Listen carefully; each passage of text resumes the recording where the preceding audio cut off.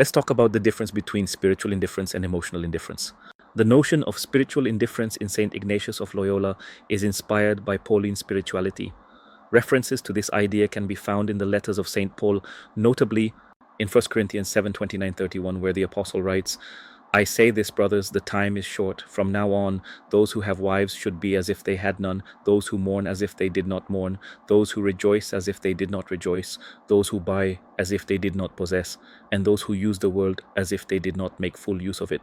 Or in Philippians 4:11-12, where he says, I am not saying this because I am in need, for I have learned to be content whatever the circumstances. I know how to be brought low, and I know how to abound.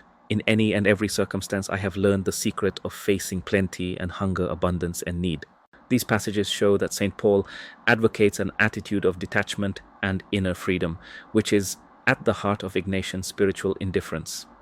This attitude allows the soul to live amidst the tumult of the world without being a slave to created things or human affections, remaining turned towards God in a posture of inner freedom. Spiritual indifference does not mean an absence of emotions or feelings, but rather an ability to transcend excessive attachments to worldly things and human affections. It involves an attitude of detachment and inner freedom, allowing one to choose what is most in accordance with divine will. St. Ignatius of Loyola was inspired by this Pauline spirituality to develop his own approach to spiritual indifference, which is a key element of his spiritual exercises. According to Ignace, spiritual indifference means being detached from created things and personal desires to be more freely attached to God.